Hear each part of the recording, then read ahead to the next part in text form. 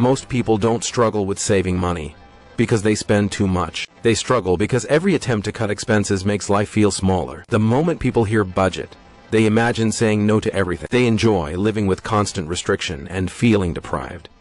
That mindset is exactly why most budgeting attempts fail. The truth is simple but often ignored. Cutting expenses doesn't have to feel like punishment. You don't need to remove comfort from your life to gain financial control. What actually works is removing the spending that doesn't add real value to your daily life. When you do that, saving money feels natural instead of painful. A big reason people feel poor while saving is psychological. Feeling poor is not about how much money you have. It's about losing freedom, spontaneity, and comfort. When people cut the things they emotionally rely on, their brain reacts with resistance. But when they cut things they don't truly care about, the opposite happens.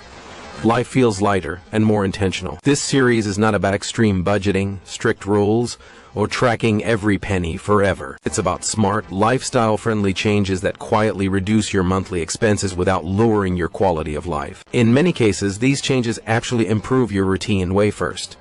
Stop paying for convenience you don't actually enjoy. One of the biggest drains on monthly expenses is convenience spending. This includes food delivery, daily coffee runs, last-minute purchases, and small services that save effort but don't truly increase happiness. The problem with convenience spending isn't the cost of one purchase, it's the frequency. Most people don't order food because they love it. They order because they're tired, bored, or don't want to decide what to eat. Over time, this becomes a habit rather than a choice. The spending feels normal, even necessary, but the enjoyment is often minimal. Cutting convenience doesn't mean eliminating it completely. It means becoming selective. Instead of removing comfort, you replace expensive convenience with simple preparation. Keeping easy meals at home, preparing better coffee once instead of buying it daily, or planning small things in advance can deliver the same comfort at a fraction of the cost. The key difference is intention. Convenience that adds joy is worth paying for. Convenience that only helps you avoid effort is usually overpriced. Once you see that difference, cutting expenses stops feeling like loss and starts feeling like control. A simple question can guide this shift. Are you spending money to increase enjoyment or to avoid effort? When the answer is avoidance, there is almost always a cheaper alternative that delivers the same comfort. This first change alone can reduce monthly expenses significantly without changing your lifestyle in any meaningful way. You're not living with less. You're just removing spending that never truly improved your life in the first place. In part 2, we'll look at how to lower recurring monthly bills without sacrificing comfort, why subscriptions quietly drain finances, and how small adjustments can create long-term saving without effort. One of the biggest reasons monthly expenses feel heavy is not because of big purchases, but because of small recurring costs that quietly renew themselves every month. These expenses don't feel painful because they're spread out, automatic, and easy to ignore. Over time, they become part of life, even when they no longer add value. Way second, reduce monthly bills without changing your lifestyle. Most people assume lowering bills means sacrificing comfort. In reality, many bills are flexible, outdated, or negotiable. Internet plans, phone packages, and streaming bundles are often more expensive than necessary simply because people never revisit them. Providers count on inertia. They assume you won't check, compare, or question your plan once it's set. A simple review of your internet, mobile, and subscription plans can uncover immediate savings. Many people are paying for speeds they don't use, data they never consume, or features that made sense years ago but not anymore. Downgrading doesn't feel like a loss when you realize your daily experience stays exactly the same. Another overlooked area is energy usage. You don't need to live in the dark to save money on electricity. Small habit changes like turning off unused devices, adjusting temperature settings slightly, or using energy-efficient lighting lower bills without affecting comfort. These changes don't demand effort once they become routine. Way third, cancel subscriptions you don't actively use. Subscriptions are designed to be invisible. A few dollars here, a few there, auto-renewing every month. Individually, they feel harmless. Collectively, they quietly drain your budget. The problem isn't having subscriptions. The problem is having too many you barely notice. Most people sign up with good intentions. A fitness app they plan to use, a streaming service for one show, a tool they needed briefly. Over time, usage drops but payments continue. Because the cost feels small, people avoid the effort of canceling. A practical rule is simple. If you haven't used a subscription in the last 30 days, it's not essential. Canceling it doesn't reduce your quality of life. In fact, it often creates relief by simplifying choices.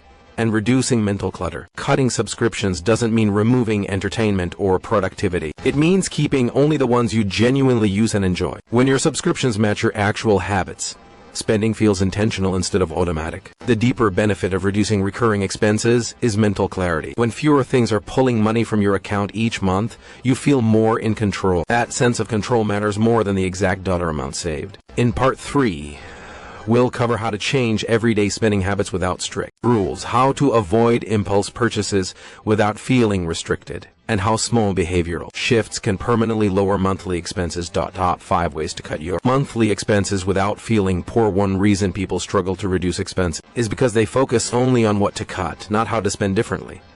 When spending feels restricted, the brain pushes back, but when spending feels intentional, it becomes easier to change habits without stress or guilt. Way 4th. Control impulse spending without strict rules. Impulse spending doesn't happen because people are irresponsible. It happens because modern life is designed to trigger quick decisions. Ads, notifications, and one-click purchases remove the pause that used to exist between wanting something and buying it. When spending becomes frictionless, money leaves without conscious thought. The solution isn't discipline alone. It's adding small barriers that slow spending down just enough to make you think. Removing saved card details from shopping apps, logging out of online stores, or disabling promotional notifications introduces a moment of awareness. That moment is often enough to stop unnecessary purchases. Another effective approach is delaying, not denying. When you want something, give yourself 24 hours before buying it. Most impulse purchases lose their appeal with time. If you still want it later and it fits your budget, the decision feels intentional rather than impulsive. Way 5th. Spend more on what matters and less on everything else. Many people feel poor not because they spend too much, but because their spending doesn't reflect their values. Money goes to random things, while meaningful experiences or priorities feel out of reach. This disconnect creates frustration, even when income is reasonable. Instead of cutting across the board, identify what genuinely improves your life. It could be comfort at home, health, learning, or experiences with people you care about. When you protect spending in these areas, cutting elsewhere stops feeling like sacrifice. This approach flips the mindset. You're not saving money, you're redirecting it.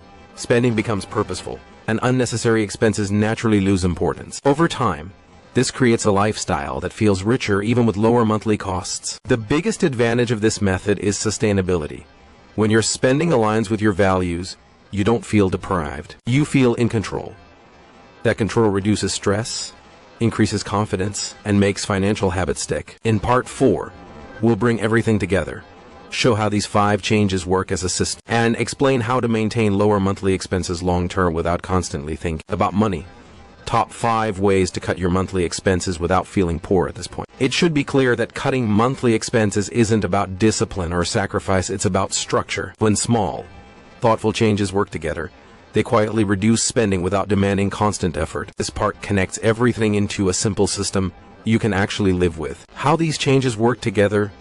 The biggest mistake people make is trying to fix everything at once. They cut food, entertainment, comfort, and spontaneity in the same month. That approach creates burnout. What actually works is layering small changes that don't compete with each other. When you reduce convenience spending, you lower daily leaks.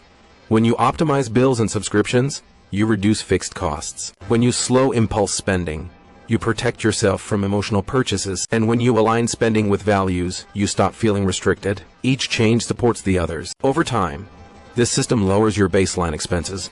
That means even on a normal month, you're spending less without trying. This is the key difference between temporary budgeting and permanent lifestyle change. Why this doesn't make you feel poor. Feeling poor comes from constant no to coffee, no to fun, no to comfort. This system avoids that.